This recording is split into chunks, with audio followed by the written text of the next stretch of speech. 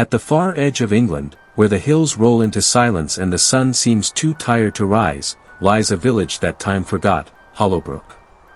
No one arrives there by chance, and those who do rarely leave unchanged. Eleanor Wren arrived on a rain-streaked evening, her carriage stopping just before the square. She thanked the coachman, stepping out into the heavy mist. He hesitated before speaking.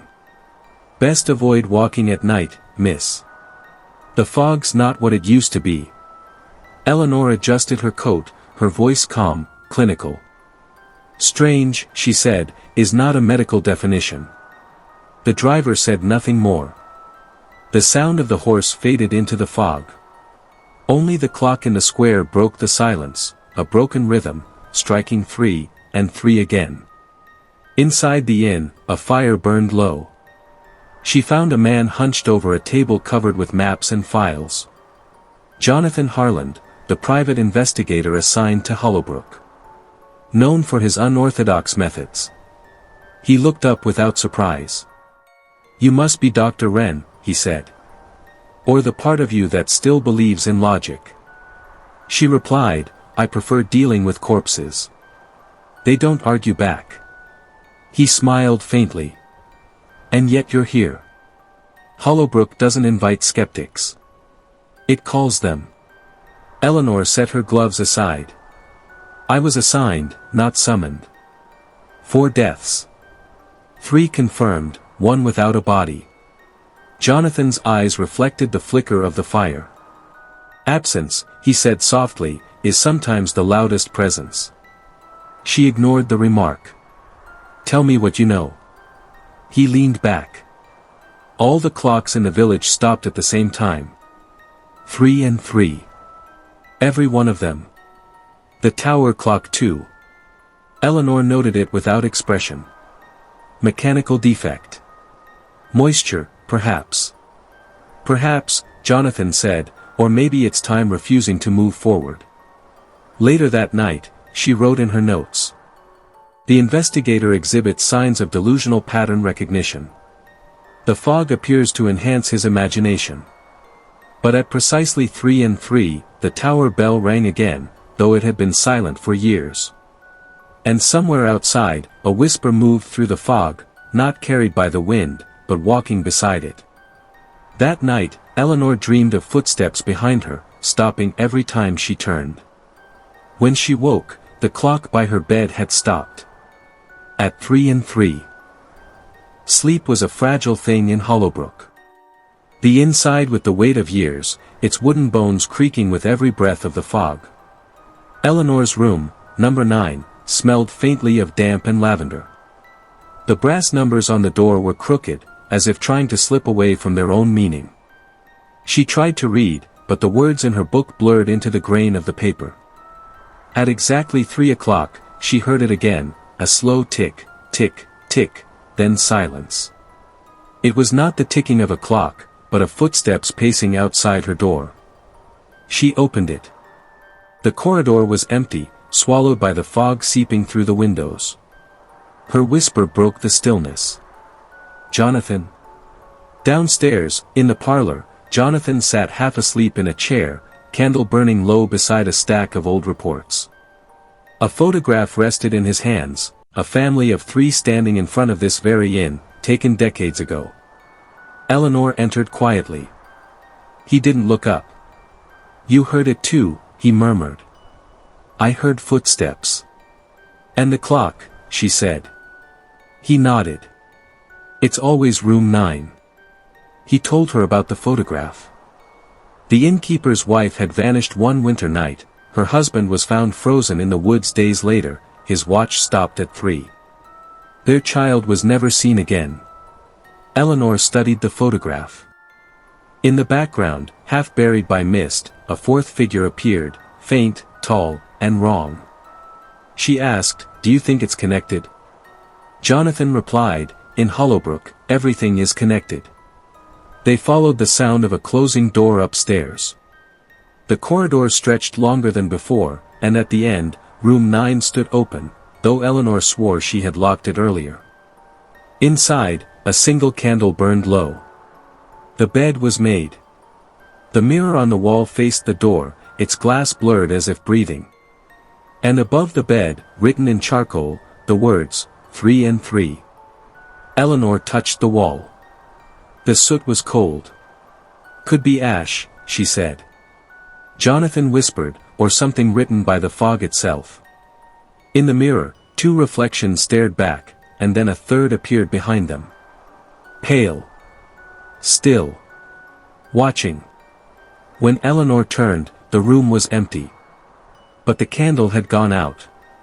They found an old iron key beneath the bed, tied with a strip of red cloth. The tag read one word, cellar. Jonathan pocketed it, his voice low. Every secret in this village ends underground. Eleanor looked at him. You've been here before. Once, he said. Before I knew what Hollowbrook was capable of. They left the room. Behind them, a child's voice whispered through the cracks of the door. You shouldn't have opened it. Downstairs, the clock struck 3 again, endlessly repeating, as if caught in its own memory. Eleanor wrote that night. Room 9 appears and disappears with the fog. Possibly a hallucination shared by 2 witnesses. Or something worse, memory itself refusing to die. And somewhere in the distance, the fog whispered back. 3 and 3. By morning, the fog had grown so thick that even the church spire was gone. The world had turned to smoke. Eleanor and Jonathan descended the narrow stairs beneath the inn, the key from room 9 heavy in Jonathan's pocket. The cellar door resisted, groaning open like something exhaling after years of silence. The air inside was cold, damp, metallic. Their candlelight revealed shelves of old bottles, crates, and tools rusted into the walls. But what caught Eleanor's attention were the markings scratched into the stone, circles intersecting, drawn by hand. Symbols repeating over and over. She crouched beside one. These look ritualistic, she said. Jonathan knelt beside her. They are. I saw the same symbols years ago, carved into the bark of the ash trees near the brook. They explored deeper. The passageways split into 2 tunnels, one leading toward the foundation, the other descending further underground. The floorboards above them creaked faintly, though no one else was awake. Jonathan's voice echoed softly. Do you believe in hauntings, Doctor? Eleanor replied, I believe in evidence. He smiled in the dark. Then tonight, perhaps you'll find both. At the end of the tunnel, they found an old iron door, chained shut. The same red cloth from the key hung from the handle. Jonathan inserted the key, and the chain fell loose with a sound that seemed to echo far too long. Inside was a single room, empty except for a wooden chair, a mirror leaning against the wall, and an old pocket watch lying on the floor. The watch had stopped. At 3 and 3. Eleanor bent to examine it. When she lifted it, she noticed her reflection in the mirror, only it was not her own. The woman in the reflection wore her face, but her eyes were wrong, older, filled with something Eleanor could not name. She stepped back. Jonathan, she whispered, do you see? But Jonathan was staring at the walls. Every surface was covered in writing. Names, hundreds of them, carved deep into the stone. Some were fresh. Others centuries old. And among them, both their names. The candle flickered violently, guttered, and went out. In the darkness, the ticking started again, louder this time, surrounding them. Jonathan's voice trembled, barely a whisper. Eleanor, we're not the first ones down here. The ticking became a heartbeat. Then footsteps. Then silence. When the candle flared back to life, the mirror was gone. The chair was empty. And in its place, written in ash across the floor. The fog remembers. The fog lifted by dawn, but the silence it left behind was worse. Hollowbrook was a town that didn't wake, it simply remembered being awake once. Eleanor and Jonathan walked the empty main street. Shops were shuttered. Windows stared blankly like blind eyes. Somewhere, a swing creaked in the distance, though no child was near. Jonathan stopped beside the old schoolhouse. "They say," he murmured, "that if you listen closely, you can still hear them playing inside." Eleanor frowned. "Them? The hollow children," he said. "That's what the villagers call them. The ones who went missing 50 years ago during the fog that never lifted." Inside, the schoolhouse smelled of chalk and dust. Tiny desks stood in neat rows, covered with a thin film of time. A half-written sentence remained on the blackboard. "The fog is our friend." Eleanor traced the words with her gloved hand. Someone wanted them to believe that. Jonathan nodded slowly. Or maybe they were right. A faint sound echoed, a child's laughter, distant but unmistakable. They turned sharply. Nothing. Just a paper bird hanging from a thread near the window, swaying gently. Jonathan picked it up. A small red mark stained its wing, the same crimson cloth that had bound the cellar key. Eleanor whispered, "This symbol keeps returning." Jonathan replied, "Symbols are language. The dead have learned to speak through them." They followed the faint trail of red marks painted along the desks until they reached the back wall. There, hidden behind an old bookshelf, they found a door. No handle. Just a circle drawn in charcoal, 3 intersecting rings. Eleanor's breath slowed. These matched the carvings from the cellar. Jonathan placed his hand on the center ring.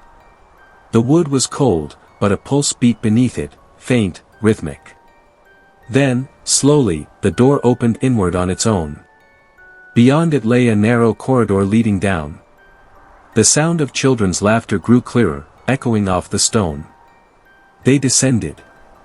At the end of the tunnel, they found a small underground chapel.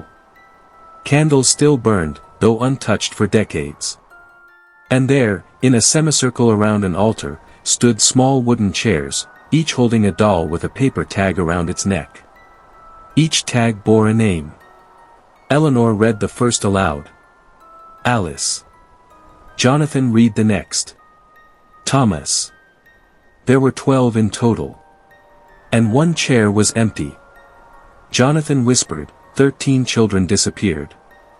Eleanor turned to him. But there are only 12 names. He pointed to the wall behind the altar. Carved there, faint but visible, were their own names again, Eleanor Wren and Jonathan Harland, written beneath the words.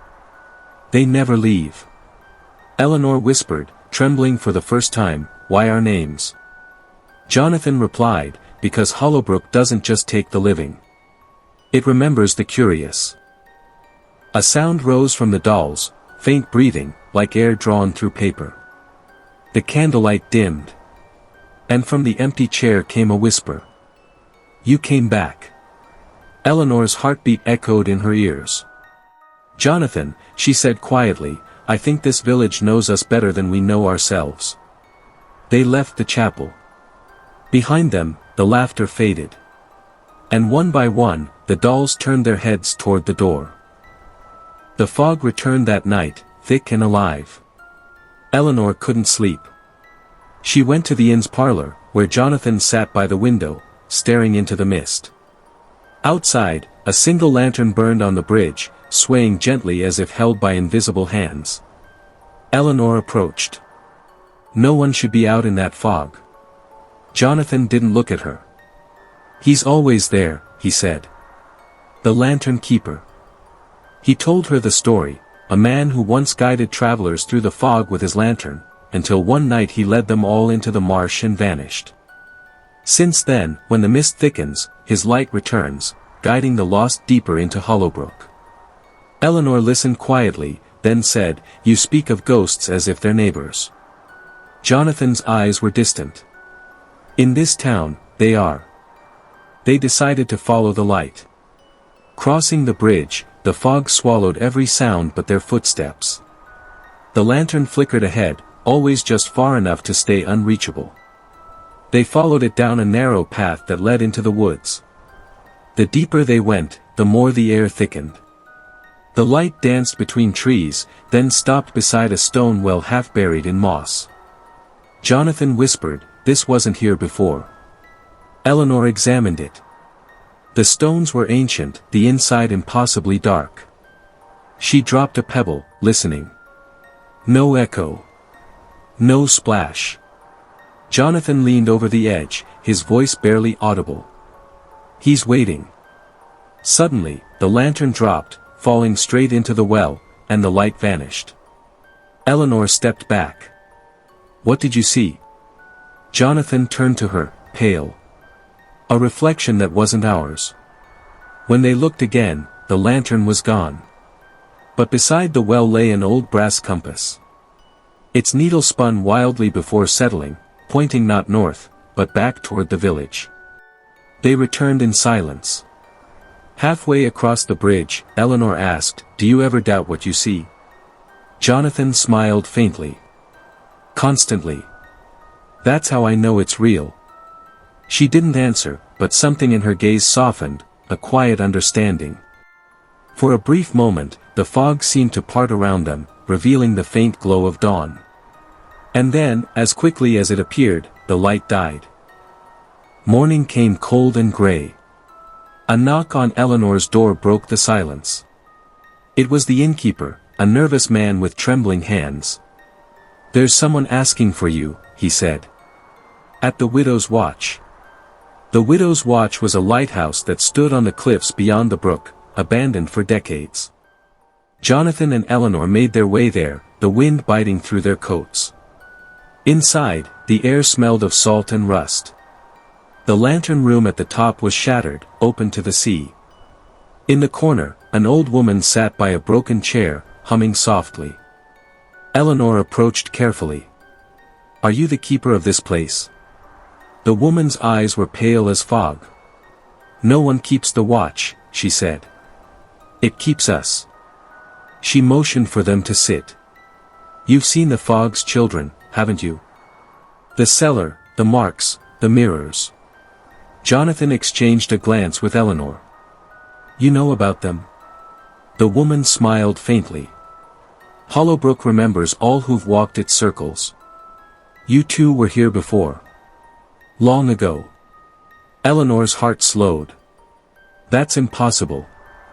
"Nothing here is impossible," the widow replied. "Only repeated." She told them the story of the fog's beginning, how a physician and an investigator once came to the village to study a sickness of memory. They disappeared. And after that, Hollowbrook began to repeat itself, every few decades, drawing them back. Jonathan's voice was low. "You mean us?" The widow nodded. "You wear their faces. You speak their words. The fog is only trying to remind you." A bell tolled in the distance, 3 times.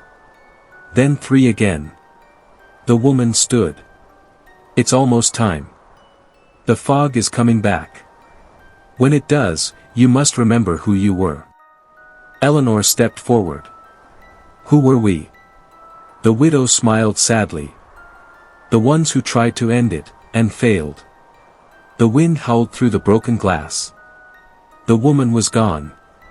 Only her shawl remained, draped over the chair.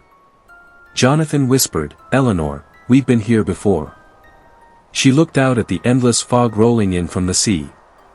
"Then maybe this time," she said softly, "we finish what we started." The light from the lighthouse flickered once more, though no flame remained to burn it.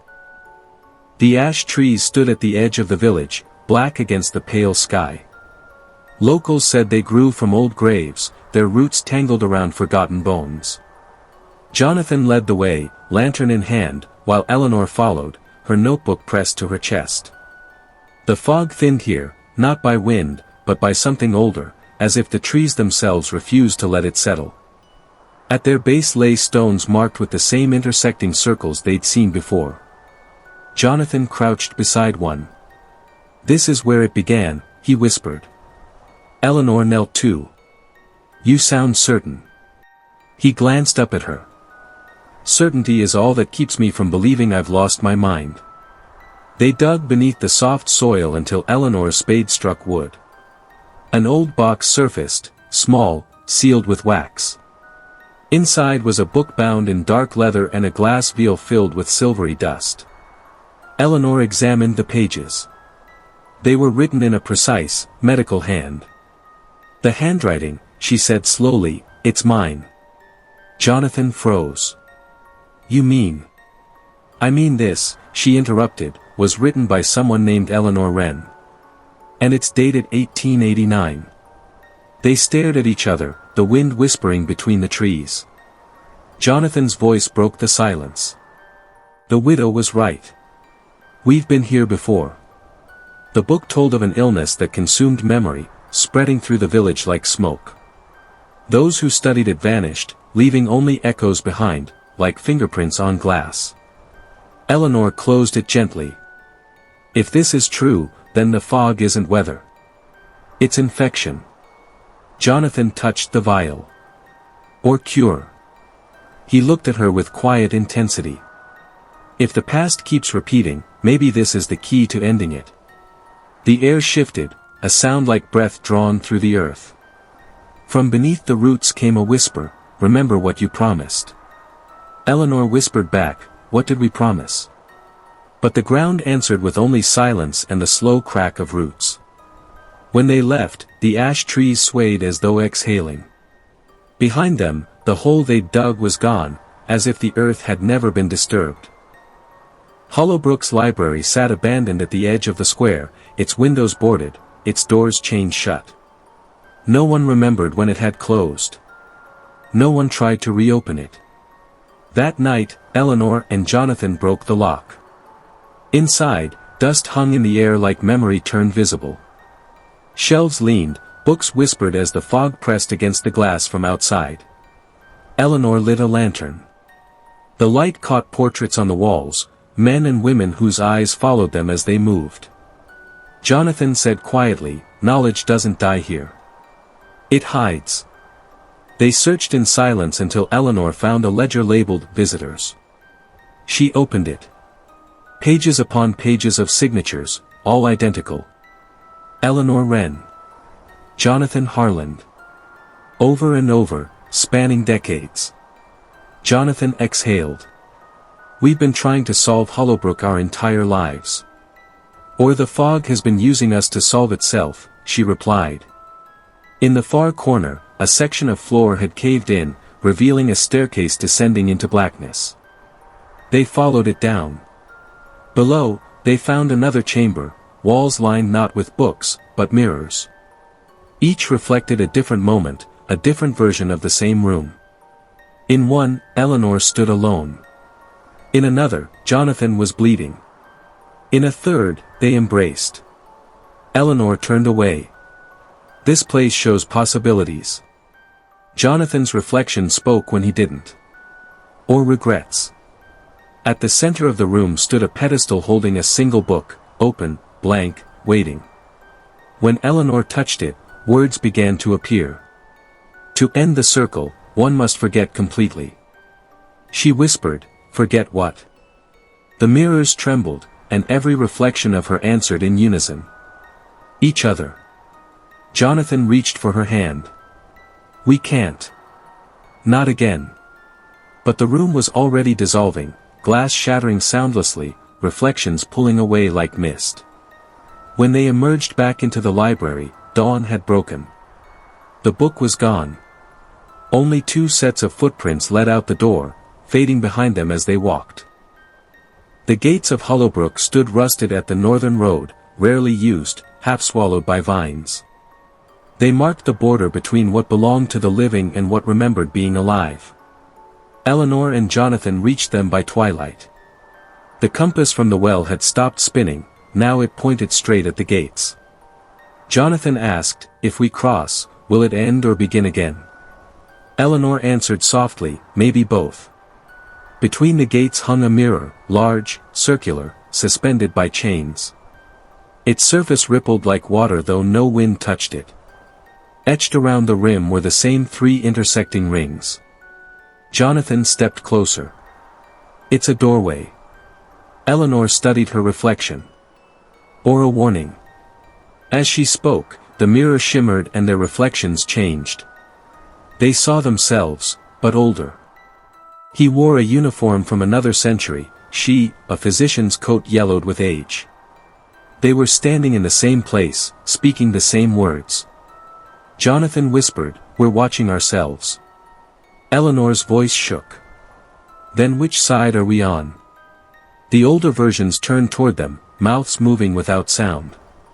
Then, in perfect unison, they spoke a phrase that echoed through both realities. 3 and 3, the hour of remembrance.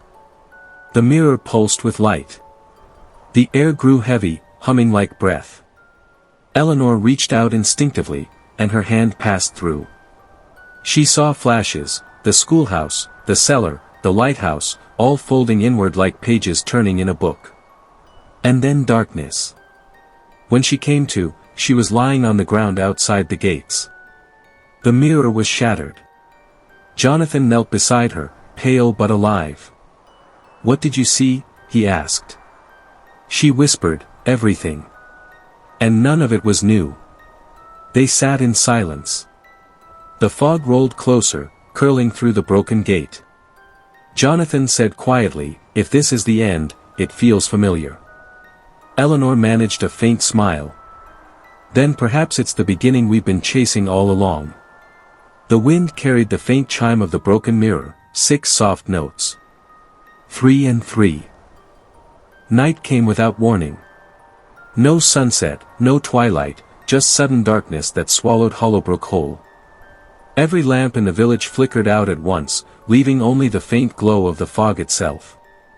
Jonathan stood at the inn window, watching shapes move within the mist. "It's changing," he said quietly. Eleanor joined him. "No," she whispered. "It's remembering." Outside, the church bell tolled 3 times, then 3 again. The nameless hour had come, the point between night and nothing. They gathered their notes, the compass, the vial, and the journal they had unearthed beneath the ash trees. Eleanor's voice trembled slightly. "Everything we've seen points to one thing: the fog is a living memory. It feeds on recollection." Jonathan nodded. "And we've been feeding it every time we remember." He reached into his pocket and held out the watch they had found in the cellar. It ticked now. Slowly. Painfully. "At 3 and 3, he said, "it starts again." A low hum filled the air, like 1,000 voices breathing in unison. The inn's walls pulsed faintly, as if alive. They stepped outside. The fog parted just enough to reveal the path leading back to the church. Its doors were open. Light flickered within, not flame, but a strange pale shimmer. Inside, rows of empty pews faced a single figure standing at the altar. It was the widow. "You shouldn't have returned," she said, her voice carrying both kindness and exhaustion. Eleanor stepped forward. "We never left." The widow's gaze was heavy. "The fog cannot die. It is built from you, from all of you who refuse to forget." Jonathan's voice broke. "Then tell us how to end it." She approached them, placing the old shawl back around her shoulders. "To end it," she whispered, "you must let go of who you are. One must remember, and one must forget." The church began to tremble. Dust fell from the rafters. The light behind the altar expanded, turning white, then silver. Eleanor looked at Jonathan. "You know what she means." He shook his head. "No." "Yes," she said. "If one of us forgets, the other can remain to close the circle." He reached for her hand. "I won't let you do it." She smiled faintly. "Then promise me you'll remember enough for both of us." Before he could reply, the fog swept into the church, a wall of white, erasing everything. Silence. Then breath. Eleanor opened her eyes and found herself standing in the square, alone. The fog had receded. The village was still. Her memory felt thin, like gauze torn at the edges. She wandered through empty streets. The inn was gone. The church stood whole again, as if untouched by time. She called his name, Jonathan, but only the echo returned. On the steps of the library, she found the compass. It no longer pointed north, its needle turned slowly toward the hills. She followed it. At the edge of the brook, the water reflected nothing, not the sky, not her face. She knelt, whispering to the current. "Where are you?" The brook whispered back, in Jonathan's voice, "Here." For a moment, the water shimmered and his reflection appeared beside hers, calm, still, smiling faintly. She touched the surface, and the image rippled. He spoke softly. "You did it, Eleanor. You broke the circle." Tears filled her eyes. "Then why are you still here?" "Because the fog remembers what we forget."